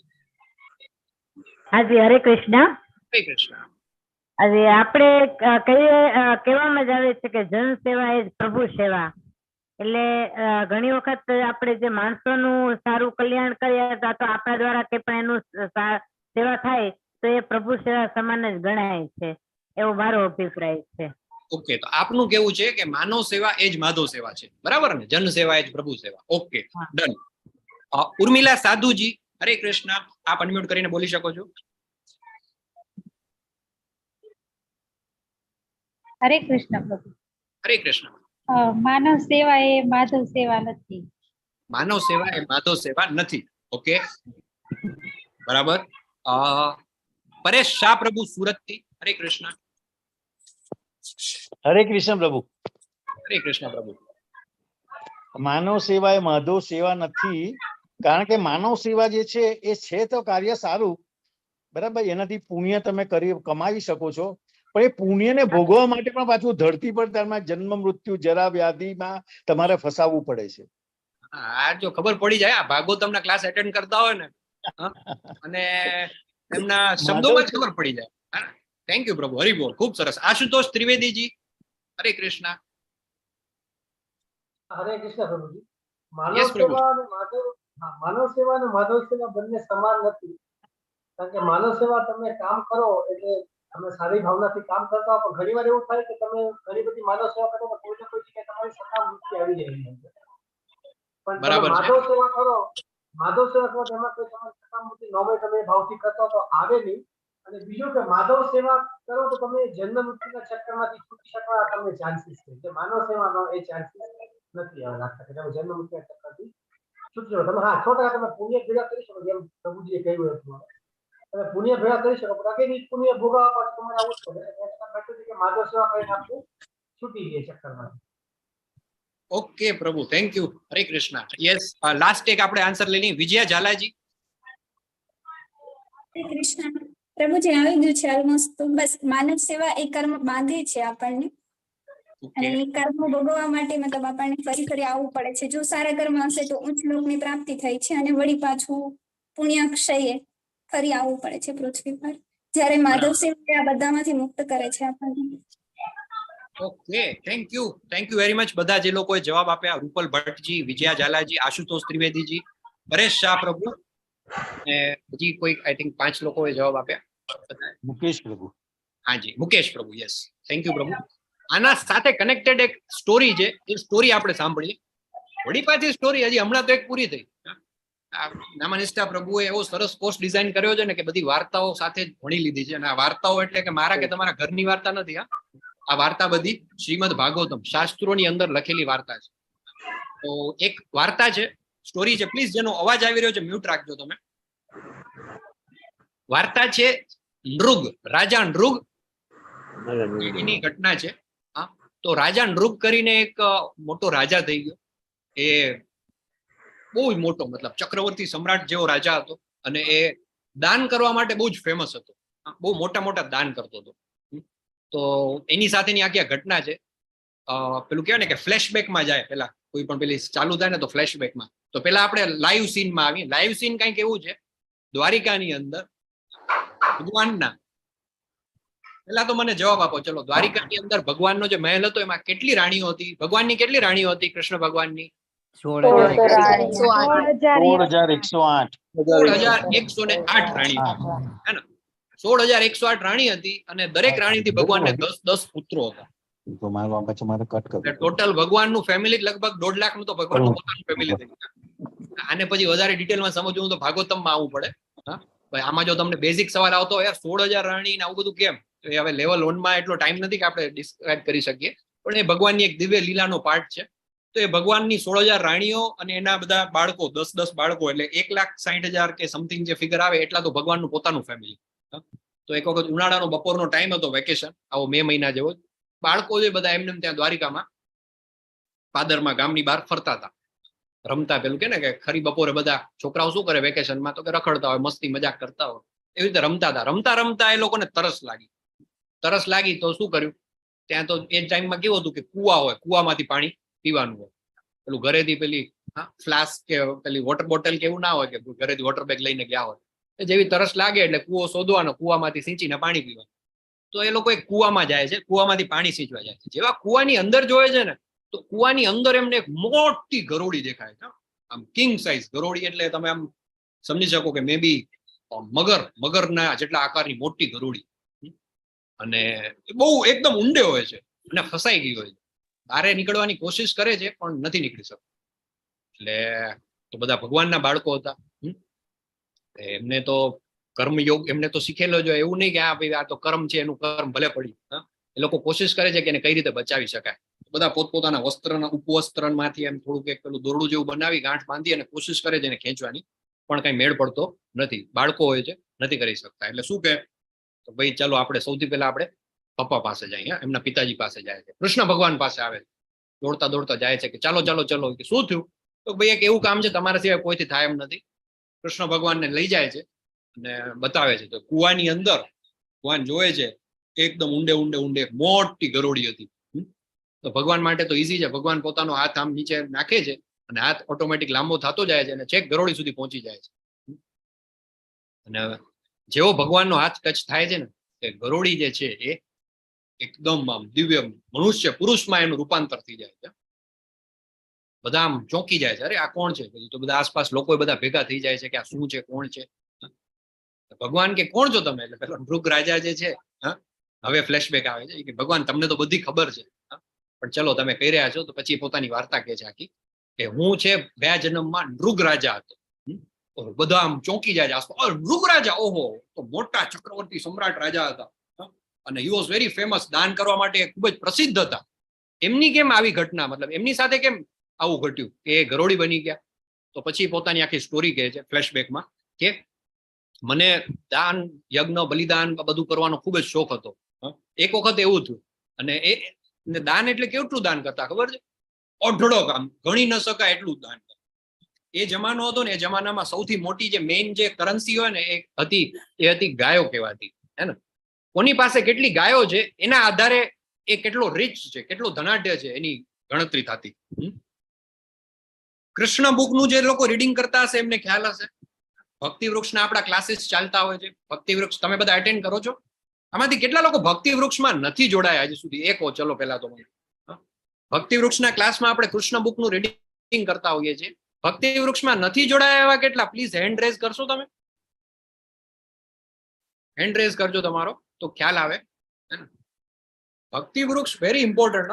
એ એક સેલ્ફ સ્ટડી ગ્રુપ છે આપણું, કે જેમાં આપણે કૃષ્ણ બુકમાંથી રીડિંગ કરતા હોઈએ છીએ. એ સિવાયના જે આપણા પ્રશ્નો હોય એનું સમાધાન આપણે મેળવતા હોઈએ છીએ. અને અમરીશ પ્રભુએ તમારા બધા સાથે લિંક પણ શેર કરી હતી, હે ને? બધા અલગ અલગ વોટ્સએપ ગ્રુપમાં જો ફરી પાછી લિંક શેર કરી છે. તો એ 5 અલગ અલગ ભક્તિ વૃક્ષ છે, તો એમાં તમે જોડાઈ શકો છો. એ સિવાય અમારું આજે જ હમણાં 7 થી 8 અમારો ક્લાસ હતો ભક્તિ વૃક્ષ. એક ભક્તિ વૃક્ષ હું લઉં છું શુક્રવારે સાંજે 7 વાગે. તો એમાં પણ તમે જોડાઈ શકો છો. એ બધી લિંક છે તમારી સાથે વોટ્સએપમાં અને ચેટ બોક્સમાં શેર કરેલી છે. તો ખાસ તમને બધાને વિનંતી છે મારી, કે તમે ભક્તિ વૃક્ષમાં છે ને જરૂરથી જોડાજો. કેમ કે એની અંદર છે ને ઘણી બધી એવી વસ્તુ હોય છે જે આપણે ડિસ્કસ કરતા હોઈએ છીએ, જે ક્લાસમાં પોસિબલ ના હોય. 1 કલાકના ક્લાસમાં 18 દિવસમાં 18 અધ્યાય આપણે કવર કરવાના હોય ને ત્યાં ન શક્ય હોય. પણ ભક્તિ વૃક્ષની અંદર આપણે વધારે ડિટેલમાં કૃષ્ણ બુકનું રીડિંગ કરતા હોઈએ છીએ. પછી આપણે શ્લોકો જે બધા છે એ કંઠસ્થ કરતા હોઈએ છીએ. તો આ બધી પોસિબિલિટી બને છે ભક્તિ વૃક્ષમાં. તો જે લોકો નથી જોડાયા, એ લિંક આપી છે તમને, એનાથી જોડાઈ શકો છો. વોટ્સએપ ગ્રુપમાં પણ તમારી સાથે લિંક શેર કરી છે. એક હું પણ લિંક તમારી સાથે શેર કરું છું, જે મારું ભક્તિ વૃક્ષ છે. હું શુક્રવારે સાંજે 7 થી 8 1 કલાકનું અમારું ભક્તિ વૃક્ષ હોય છે. કોણ કોણ આવ્યું હતું એમાં? આજે આપણે એક શ્લોક કર્યો 2.22. આજના ભક્તિ વૃક્ષમાં કોણ હતા? હેન્ડ રેઝ કરજો પ્લીઝ. આજના ભક્તિ વૃક્ષમાં કોણ આવ્યા હતા? હાજી, બાપુશ્રી અમરસિંહજી, કયો શ્લોક કર્યો પ્રભુ આજે આપણે? હા, હિરલ પાઠકજી પણ હતા. હિરલ પાઠકજી, આજે કયો શ્લોક આપણે કર્યો? જો તમને યાદ હોય તો બોલી શકો છો, અથવા જોઈને પણ બોલી શકો છો. હા પ્રભુજી. હાજી. વાસાસી જીર્ણાની. હા, વાસાસી જીર્ણાની યથા વિહાય. હા, બરાબર. આ આપણે શ્લોક કર્યો હતો આજે 2.22. તો આમ શુક્રવારે ફ્રાઈડે 7 PM નું મારું છે. એ સિવાય બીજા 5 અલગ અલગ ક્લાસીસ ચાલે છે ભક્તિ વૃક્ષના. ડોક્ટર દીપ્તિ પંડ્યા માતાજી, સોહિની માતાજી, સીમા માતાજી અને અમરીશ પટેલ પ્રભુ. બધાના અલગ અલગ સમય છે. કોઈ બપોરે છે, સાંજે છે, રવિવારે છે, શુક્રવારે છે, સોમવારે. તમને જેમાં પણ અનુકૂળતા હોય એમાં તમે જોડાઈ શકો છો. જરૂરથી જોડાઓ. તો એ ભક્તિ વૃક્ષના ક્લાસ જેણે અટેન્ડ કર્યા હશે એમને ખ્યાલ હશે નંદજી પાસે કેટલી ગાયો હતી. આપણે વાત કરી કે જે તે સમયમાં ગાયોના આધારે વ્યક્તિની વેલ્થની ગણતરી થતી. કોઈને ખબર છે નંદ બાબા પાસે કેટલી ગાયો હતી? 12 લાખ. હા, 12 લાખ. બીજું કોઈ? હા, 10 લાખ પ્રભુજી. હા, 9 લાખ થી વધારે ગાયો હતી આઈ થિંક. 10 લાખ. હા, બરાબર. અને જ્યારે જન્મ થયો કૃષ્ણ ભગવાનનો જન્મોત્સવ જયારે ઉજવાય છે ત્યારે તો એમને 2-3 લાખ જેટલી ગાયો તો દાનમાં આપી દીધી. તો આવી રીતે ગાયોનું દાન આપવામાં આવતું. તો સિમિલરલી મૃગ રાજા જે છે એ કહે છે કે મારા સમયમાં મેં 18 ગાયોનું દાન આપેલું છે, હે ને. અને કેટલી ગાયોનું, લાખોની સંખ્યામાં ગાયોનું દાન આપવું. અને એવું નહીં કે ખાલી ગાય એમને આપી દે. ગાયને એકદમ સરસ શણગારીને અને એને પેલું કહેવાય ને સોનાથી એના શિંગડા મઢીને અને વસ્ત્ર અલંકાર અને એકદમ તૈયાર કરી અને શણગારી અને એનું દાન આપે. અને સાથે સાથે ખાલી ગાય નહીં, જેને ગાય આપે ને એને એટલી જમીન પણ આપે કે જેથી કરીને ગાયનું પાલન પોષણ પણ કરી શકે. તો આવી રીતે એમના જીવનકાળ દરમિયાન એમણે 18 ગાયોનું દાન આપ્યું હતું. તો પછી પ્રોબ્લેમ ક્યાં આવ્યો? પ્રોબ્લેમ એવો આવ્યો કે એક વખત એણે એક ગાયનું જે દાન કર્યું હતું ને, તો એક પર્સન હતા એને ગાયનું દાન કર્યું બ્રાહ્મણને. પછી એ ગાય છે ને રાતના સમયે એ બ્રાહ્મણને ત્યાંથી નીકળી અને ચાલતી ચાલતી ચાલતી ફરી પાછી રાજાની પેલી જે ગૌશાળા હતી ત્યાં આવી. તો સવારે ઉઠી અને પેલો બ્રાહ્મણ જે છે જેને દાન મળ્યું હતું એને જોયું તો એક ગાય ઓછી. એટલે કે ભાઈ ચેક કરાવો ક્યાં ગઈ ગાય. એટલે બધી એને તપાસ કરી. પેલા સીસીટીવી ફૂટેજ ને બધા મંગાવ્યા હશે કે ભાઈ આ ગાય ક્યાં ગઈ. હા, તો એ સીસીટીવી ફૂટેજમાં એને દેખાણું હશે કે ભાઈ આ ગાય તો અહીંથી નીકળી હતી અને પછી ચાલતી ચાલતી ચાલતી ચાલતી ક્યાં ગઈ, તો કે પાછા જે મૃગ રાજા છે એની ગૌશાળામાં જતી રહી. હવે બીજા દિવસે તો શું થયું, આનું તો રોજનું કામ છે મૃગ રાજાનું, રોજ દાન ને બધું ચાલતું જ હોય. બીજા દિવસે બીજા બ્રાહ્મણને એમણે ગાયનું દાન આપ્યું. તો પેલી જે ગાય હતી ને જે એક બ્રાહ્મણને આપી હતી, જે પાછી આવી ગઈ હતી, એ બીજા બ્રાહ્મણને અપાઈ ગઈ. અને આમાં તો જે પેલો બ્રાહ્મણ હતો એ તો આવીને ભાઈ કે ભાઈ આ મારે તો પ્રોબ્લેમ છે તમારી સાથે, તમે મને ગાયો આપી તેમાં એક ગાય ઓછી છે, એ ગાય મને પાછી આપો. મૃગ રાજા કે ભાઈ એ ગાય તો બીજા કોઈને અપાઈ ગઈ, તમે એક કામ કરો હું તમને બીજી ગાય, ના બીજી ગાય નહીં, મને તો એ જ ગાય જોઈએ. યાર કે એ ગાય તો મેં બીજા કોઈકને આપી દીધી, એક કામ કર એ એક ગાયની બદલે હું તમને 1000 ગાય આપું. બ્રાહ્મણ તો ક્રોધમાં આવી ગયું, તમે મને શું કે લોભી લાલચી ધાર્યો છે, હું તમારી પાસે એક ગાયની બદલે 1000 ગાય માંગવા નથી આવ્યો, મને તો તમે જે ગાય આપી હતી એ જ ગાય પાછી જોઈએ. ફરી પાછા પેલા બીજા બ્રાહ્મણ પાસે જાય છે, એને કહે છે કે ભાઈ મેં તને આજે ગાય આપી ને એમાં એક મિસ્ટેક એવી થઈ ગઈ છે કે એક ગાય છે ને એ પેલા કોઈકને અપાઈ હતી ને એ પાછી આવી હતી, એ છે એ તું એક ગાય મને પાછી આપી દે, હું તને એની બદલે બીજી 1000 ગાય. એ બ્રાહ્મણે ગુસ્સે થઈ ગયું, તમે મને કેવો કે ધુતારો લોભી ધાર્યો છે, એક ગાયની બદલે 1000 ગાય પડાવો. એક વખત જો તમે દાન આપી દીધું તો હવે મારી થઈ ગઈ, એ તમે બીજાને કેવી રીતે આપી શકો. અને રાજા મૃગને ખબર પડી કે આ તો ભાઈ મોટો લોચો થઈ ગયો છે. પછી બ્રાહ્મણ જે એમને શ્રાપ આપે છે અને એ શ્રાપના પ્રતાપ રૂપે શું થાય છે કે એનો જન્મ જે છે એક ગરોળી સ્વરૂપે થાય છે અને એને ભોગવવું પડે. અને જયારે જાય છે પાછા, જયારે ચિત્રગુપ્તના ચોપડામાં જોવે છે કે ભાઈ તમારા કામ તો ઘણા બધા સારા છે, સારા કામો પણ તમે કરેલા છે, પણ એક ખરાબ કામ છે ને એ તમારે ભોગવવું પડશે. ને એ કામ શું છે તો કે ભાઈ તારે ગરોળી તરીકે જન્મ લેવો પડશે, બરાબર. અને સાથે સારા કામ તો કે હા સારા કામ પણ કર્યા હતા. શું કર્યું હતું તો એક વખત કે કોઈક બ્રાહ્મણ આવ્યો તો એને કહ્યું કે મારી પાસે કૃષ્ણ ભગવાનના વિગ્રહ છે પણ જગ્યા નથી, મારે મંદિર બનાવવું છે, તો તમે મને કૃપા કરીને મંદિર બનાવવા માટે દાન આપો. તો એ મૃગ રાજા છે એને અઢળક ધન આપે છે કે જેનાથી મંદિર બનાવી શકે. પછી બીજું શું કરે છે તો કે શ્રીમદ ભાગવતમના ને જે બધા ભગવદ્ ગીતાના ને જે બધા છે ને એની પ્રતો મારે લખવી છે, જે તે સમયે પ્રિન્ટિંગ પ્રેસ નતા, એની હસ્તપ્રત લખાતી, તો એના માટે તમે મને દાન આપો. તો એના માટે દાન આપે છે. એટલે જયારે ચિત્રગુપ્તના ચોપડે હિસાબ થાય છે ત્યારે કે બે વસ્તુ છે ભાઈ આમ, એક તો તમારે આ બધા બ્રાહ્મણોને તમે હેરાન કર્યા છે, એક ગાયનો જે આ પ્રોબ્લેમ થઈ ગયો એના કારણે તમારે ભોગવવું પડશે. તો શું છે તો કે ભાઈ તમારે ગરોળી તરીકે જન્મ લેવો પડશે. પણ સાથે સાથે તમે સારા કામ કર્યા છે તો એ સારા કામનું પણ તમને ફળ મળશે. તમે જે મંદિર બનાવવા માટે અને ભગવાનના ગ્રંથોના પ્રસાર માટે જે પૈસા આપ્યા છે, ધન આપ્યું છે, એમાં તમને એ ફાયદો થશે કે ખુદ સાક્ષાત ભગવાન કૃષ્ણ છે એ તમને સ્પર્શ કરશે. અને એ જયારે સ્પર્શ કરશે ત્યારે તમે પેલા શ્રાપમાંથી મુક્ત થશો. આ રીતની આખી ઘટના છે. અને પછી મૃગરાજાને જયારે આ પેલા કુવામાંથી બહાર કાઢે છે ભગવાન એના સ્પર્શથી રાજા બની જાય છે ફરી પાછા, અને એના જે બધા જન્મના જે કંઈ પણ પાપ હતા એ ધોવાઈ જાય છે અને એને આગળ મળે છે. તો આ ઘટના જે છે એનાથી આપણને શું ખબર પડે છે કે ભક્તિ સેવા જે છે એ ભગવાનની ભક્તિ માટે કરવામાં આવેલી જે સેવા છે, માધવ સેવા, એ સૌથી શ્રેષ્ઠ છે. કેમ કે પેલા જે બધા કર્મ છે એ બધા કેવા છે, એ કર્મમાં તો આપણે ક્યાંક ને ક્યાંક બંધાઈ જ જઈએ છીએ. તો આવી એક સરસ સુદામા સેવા આપણી ચાલે છે ઇસ્કોન મેંગલુરુની. આપણા જે બધા જેટલા કોર્સ છે, લેવલ 1, 2, 3, 4, 5 બધા જ ફ્રી ઓફ કોસ્ટ છે, નિઃશુલ્ક કોર્સ છે, આની કોઈ જ ફી નથી. ઇનફેક્ટ લેવલ 5 માં તો અમે જે ભણીએ છીએ અત્યારે ભક્તિ શાસ્ત્રીમાં 1.5 વર્ષનો કોર્સ છે. ઇટ ઇઝ ઇક્વિવેલન્ટ ટુ તમે કોઈ MBA નો કોઈ કોર્સ કરો ને એના ઇક્વિવેલન્ટ તમે ગણી શકાય. એ લેવલનું એજ્યુકેશન આપવામાં આવે છે. ફરક ખાલી એટલો છે કે અહીંયા કોઈ ભૌતિક વિશ્વનું નહીં, પણ ભગવાનનું જે પવિત્ર ભક્તિ જે માર્ગ છે એનું દિવ્ય જ્ઞાન આપવામાં આવે છે. અને એની ફી મને પૂછવામાં આવે ને તો કદાચ 4-5 લાખ રૂપિયા પણ ફી હોય ને તો ઓછી ન કહેવાય, એટલી ફી છે. પણ આપણા બધા જ જે કોર્સ છે નિઃશુલ્ક ચાલે છે. હા, કોઈને પોતાની ઈચ્છાથી, પોતાની પ્રેરણાથી કંઈ મંદિર બનાવવા માટે ઇસ્કોન રાધા ગોવિંદ મેંગલુરુ આપણું સરસ મજાનું મંદિર અત્યારે નિર્માણ થઈ રહ્યું છે. એમાં જો કોઈને કંઈ ડોનેશન આપવું હોય તો એ આપી શકે છે. ઇનફેક્ટ આ ક્લાસમાંથી જ અમુક એવા લોકો છે જે આ સુદામા સેવામાં પાર્ટિસિપેટ કરે છે. તો જે લોકો અહીંયા હાજર છે, મને ત્યાં સુધી ખ્યાલ છે એમાં 4-5 લોકો એવા છે જેમણે આ અઠવાડિયે સુદામા સેવા આપેલી છે. તો જો કોઈ અહીંયા હાજર હોય તો પ્લીઝ તમારો હેન્ડ રેઝ કરજો. વિજયા ઝાલા માતાજી છે, એમણે નરસિંહ ચતુર્દશીના પવિત્ર દિવસે અન્નદાનની સેવા અર્પણ કરેલી છે. વિજયા ઝાલા માતાજી, તમે હાજર હો તો ખાલી પ્લીઝ હેન્ડ રેઝ કરજો. હરે કૃષ્ણ પ્રભુજી. હરે કૃષ્ણ માતાજી. પછી બિનિતા પટેલ માતાજી છે, એમણે અન્નદાનની સેવા આપેલી છે, સુદામા સેવા આપેલી છે. ફર્સ્ટ બિનિતા પટેલ માતાજી, આપ હાજર હો તો પ્લીઝ હેન્ડ રેઝ કરજો.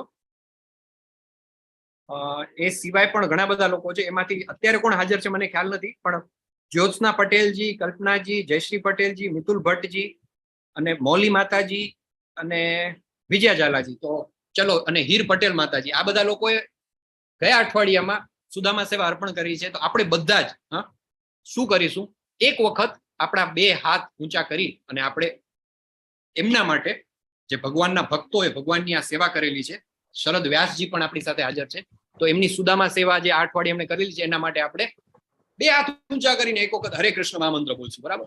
હરે કૃષ્ણ હરે કૃષ્ણ, કૃષ્ણ કૃષ્ણ હરે હરે, હરે રામ હરે રામ, રામ રામ હરે હરે.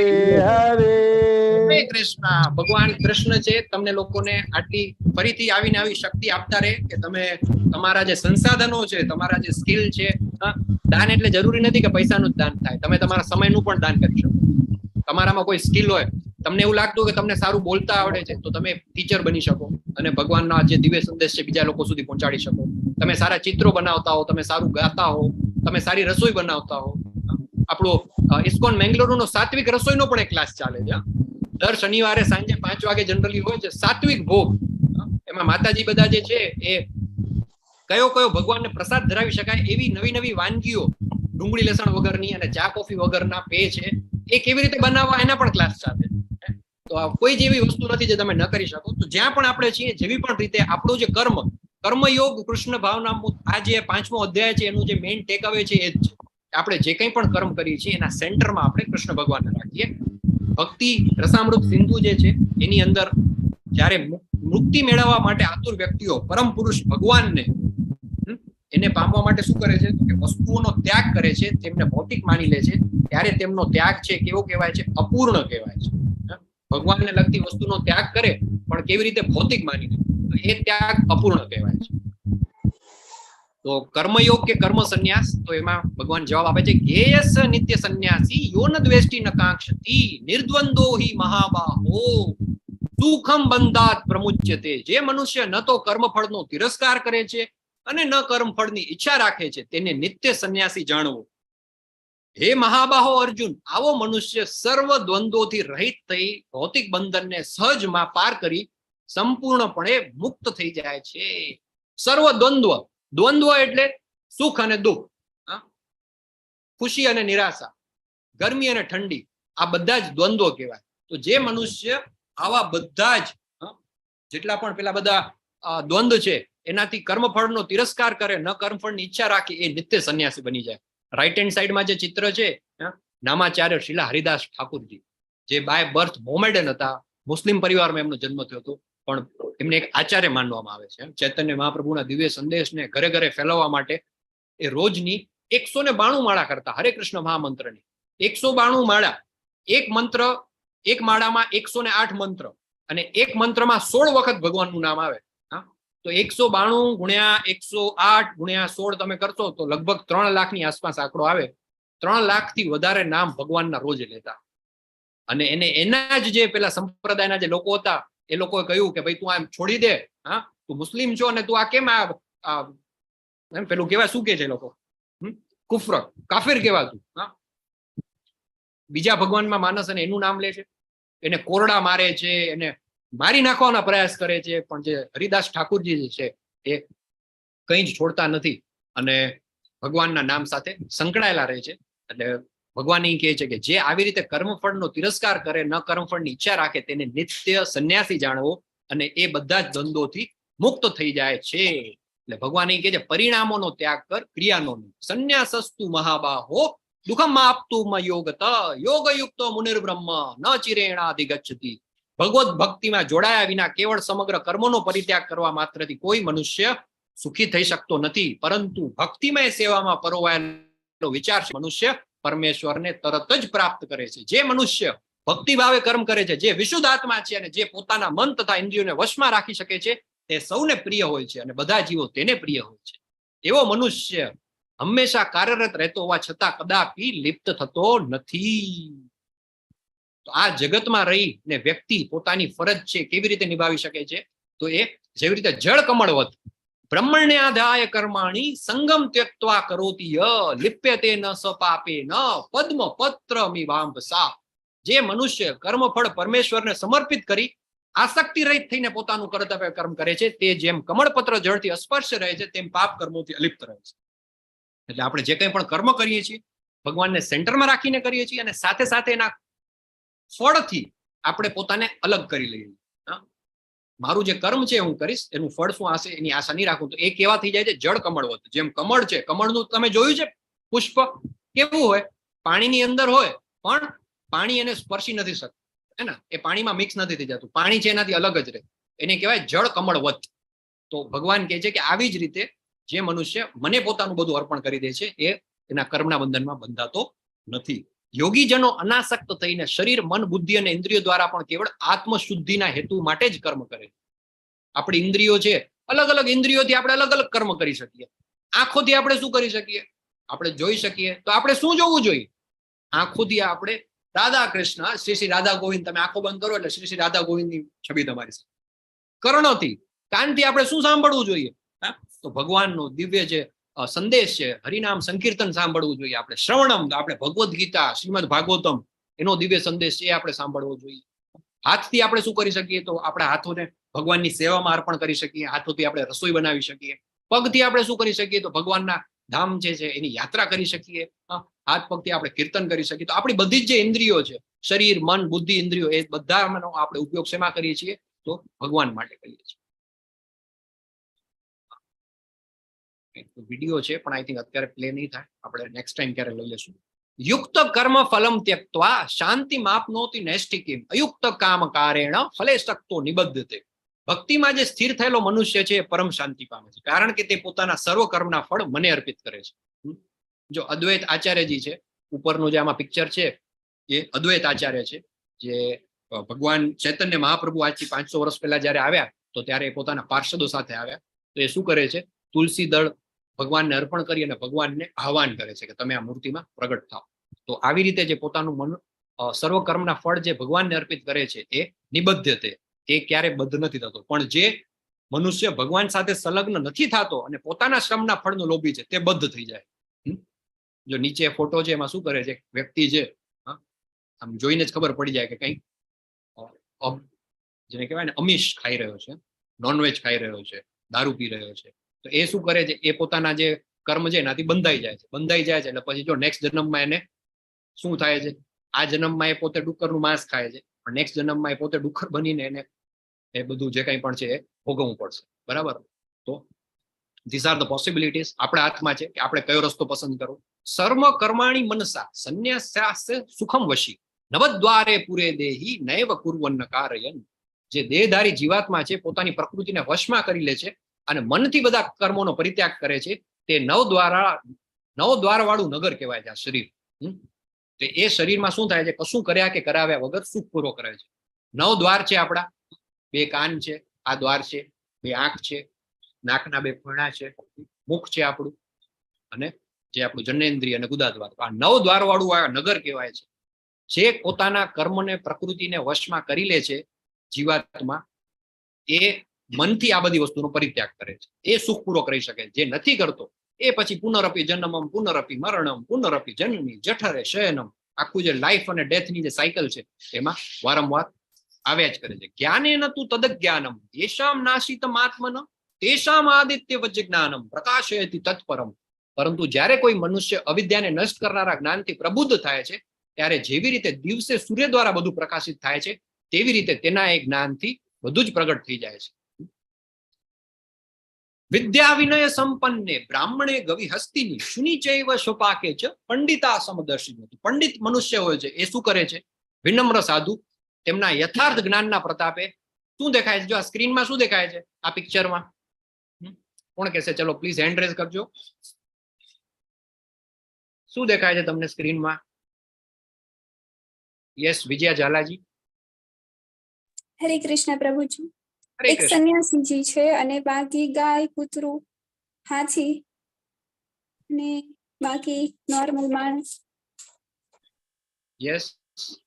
અને એ બધાનું શું છે? જે પંડિત માણસ છે શું કરે છે? સંન્યાસી છે એમની નીચેમાં બધા એક આત્મા છે. મતલબ એનું ફોર્મ શું છે, મતલબ પંચમહાભૂતનું સ્વરૂપ એ નથી જોતા. બરાબર છે. એ બધાને શું કરે છે? પંડિત છે શું કરે છે? ગાયની અંદર, કૂતરાની અંદર, એ બધાની અંદર, બધા જીવોના હૃદયમાં પરમાત્મા બિરાજમાન છે. તો એ જે પંડિત મનુષ્ય છે, વિનમ્ર સાધુ છે, શું કરે છે? એના યથાર્થ જ્ઞાનના પ્રતાપે એ બ્રાહ્મણને, ગાયને, હાથીને, કૂતરાને તથા ચંડાળને બધાને સમદ્રષ્ટિ, સમાન દ્રષ્ટિથી જોવે છે. બાહ્ય સ્પર્શેશ્વ સકાત્મા વિંદત્યાત્મની યત સુખમ સ બ્રહ્મ યોગ યુક્તાત્મા સુખમ અક્ષય સ્નુતે. આવો જીવન મુક્ત પુરુષ ભૌતિક ઇન્દ્રિય સુખ પ્રતિ આકૃષ્ટ થતો નથી, પરંતુ હર હંમેશ સમાધિમાં નિમગ્ન રહીને પોતાની અંદર જ આનંદનો અનુભવ કરે છે. એ રીતે આત્મ સાક્ષાત્કાર પામેલો પુરુષ પરબ્રહ્મમાં એકાગ્ર હોવાને કારણે અનંત સુખ ભોગવે છે. વિષયાસક્ત આનંદ છોડવાની શું જરૂર છે? એ તો જરૂર છે જ. આપણે જોઈ ગયા આની પહેલા કે કામાત ક્રોધ, કામ છે એનાથી ક્રોધ આવે છે. ક્રોધ છે એનાથી શું થાય છે? મનુષ્યની બુદ્ધિ છે નષ્ટ થઈ જાય છે. જ્યારે બુદ્ધિ નષ્ટ થઈ જાય છે ત્યારે શું થાય છે? મનુષ્યનું પતન થાય છે. એટલે એ માર્ગ ઉપર આગળ વધી એની બદલે આપણે પહેલેથી જ જો આપણા ઇન્દ્રિયોને જ કાબુમાં રાખી દઈએ. આપણે એક ઇમેજ જોઈ હતી કે ઘોડા હતા. એ ઘોડા બધા હતા, કોણ હતા? તો આપણી કર્મેન્દ્રિય હતી. એ ઘોડાને કંટ્રોલમાં રાખવા માટેની જે લગામ છે, એ લગામ છે શું છે? તો કે મન છે. પછી એની પાછળ કોણ છે? તો કે બુદ્ધિ છે. બુદ્ધિ છે એની પાછળ કોણ છે? તો એની પાછળ આપણું આત્મા છે. તો એનાથી આપણે શું કરીએ કે બધા જ આપણી ઇન્દ્રિયો છે એને આપણે કંટ્રોલમાં રાખીએ. બુદ્ધિશાળી મનુષ્ય છે ભૌતિક ઇન્દ્રિયોના સંસર્ગથી ઉત્પન્ન થનારા સુખોપભોગમાં રસ લેતો નથી, કારણ કે તે દુઃખના મૂળ કારણરૂપ બની રહે છે. હે કૌંતેય, આવા સુખોનો આદિ તથા અંત હોય છે, તેથી સુગ્ય મનુષ્ય તેમાં આનંદ લેતો નથી. આ બધી વસ્તુની એક લિમિટ હોય છે. માની લો કે ઇન્દ્રિય આપણને, એક આપણી ઇન્દ્રિય છે જીભ. એ જીભને માની લો કે તમને રસગુલ્લા બહુ ભાવે છે કે ગુલાબ જાંબુ ભાવે, તો એની લિમિટ આવી ગઈ ને. તો કેટલા રસગુલ્લા ખાઈ શકો તમે? કેટલા? 1, 2, 4, 10, 20, 25, 50? બહુ જ ભાવતા હોય તમને 50 રસગુલ્લા ખાઈ શકો? 100 રસગુલ્લા? 200, 500, 1000? ગુજરી જાય માણસ ત્યાં ને ત્યાં ઓન ધ સ્પોટ. હે ને? આ બધા જ જેટલા પણ ઇન્દ્રિયો સાથે સંકળાયેલા જે કંઈ પણ ઉપભોગ છે ને, એ કેવા છે? એનો આદિ હોય ને એનો અંત હોય. એની મેન્યુફેક્ચરિંગ ડેટ હોય ને એની એક્સપાયરી ડેટ હોય. જ્યારે આ બધાથી જે બહાર નીકળી ગયો છે, તમે ઇસ્કોનના ડિવોટીસને જોશો ને, એ જયારે કીર્તન કરતા હોય ને, તમે આમ જુઓ ને કોઈ મંદિરમાં તમે જાજો સાંજના સમયે કે મંગળા આરતીમાં, ક્યાં વિડીયોઝ તમે એના જોજો, દિવ્ય આનંદ. એની કોઈ એક્સપાયરી ડેટ નથી. એ ઇન્ફાઇનાઇટ છે, શાશ્વત છે. જો એ ઇન્દ્રિયોનું સુખ આપણે કરતા હોય તો પછી આજો બધા આમાં ઇમેજમાં તમને દેખાય છે તો આપણામાં ના બધા જીવોમાં ફરક શું? પેલા પ્રકાશનો તમને ખ્યાલ હશે, ચોમાસામાં પેલા આવે લાઇટની આજુબાજુ જીવડા આવે, હે ને? એ કેટલું એનું આયુષ્ય કેટલું હોય? અમુક ક્ષણો પૂરતું હોય. એનું શું છે સુખ? તો કે એનું સુખ છે પ્રકાશમાં. એમની ઇન્દ્રિય છે પ્રકાશ. જ્યાં પ્રકાશ જોયે ને એક સાથે આમ હજારો લાખો જીવડા આવી જાય અને તરત જ સીધા મરી જાય. નીચે તમે જો એક ભમરો છે, ભમરો જે છે એટલું શું હોય, પેલું ભ્રમર જે હોય તો એનું ઘ્રાણેન્દ્રિય સુગંધ, એની અંદર એનું સુખ છે. એટલે એ પેલા ફૂલ ઉપર જઈને બેસે. હવે ફૂલ છે રાતે બીડાઈ જાય એટલે એ ફૂલની અંદર જ એનો ભમરાનો પણ નાશ થઈ જાય. પ્રાણી કોઈ પણ છે, હરણ છે, તો એ એની કાનની ઇન્દ્રિય એ જરાક સાંભળે ને એટલે સીધું ત્યાં જાય. જેવું જાય એટલે પેલો શિકારી એનો શિકાર કરી દે. માછલી છે તો એની જીભ, હે ને? માછલીનો પેલો શિકાર કરવો હોય તો એનો પેલો કાંટો એક પેલો કરી અને રાખે, એટલે જેવું કઈ ખાવા આવે તો જીભમાં. હાથી છે તો એની સ્પર્શેન્દ્રિય હોય. હાથીને છે ને આમ તમે જુઓ પાણીમાં રમવું બહુ ગમે, ધૂળમાં અડોટવું બહુ ગમે. તો હાથીનો શિકાર કરવા વાળા હોય શું કરે? પેલું એની જે સ્પર્શ સુખથી એને હોય તો એ પેલા શિવ માદા હાથી જે હોય હાથીની એને એક જગ્યાએ રાખે એટલે પેલો નર હાથી છે એટ્રેક્ટ થતો ત્યાં આવે. અને પછી જેવો નજીક આવે ને એટલે નીચે ખાડો હોય, પેલી હાથીની સાઈડમાં જતી રહે, પેલો હાથી જે અંદર ફસાઈ જાય. તો જો આપણા પણ જો ઇન્દ્રિયો સાથે જ સંકળાયેલો, ઇનફેક્ટ આજનું જ પ્રભુપાદનું કોટ છે, શિલા પ્રભુપાદના ડેલી કોટેશન્સ છે, એમાંથી જે આજનું કોટેશન છે ને એ આઈ થિંક આની સાથે કનેક્ટેડ છે. 5 મઈ, है ना?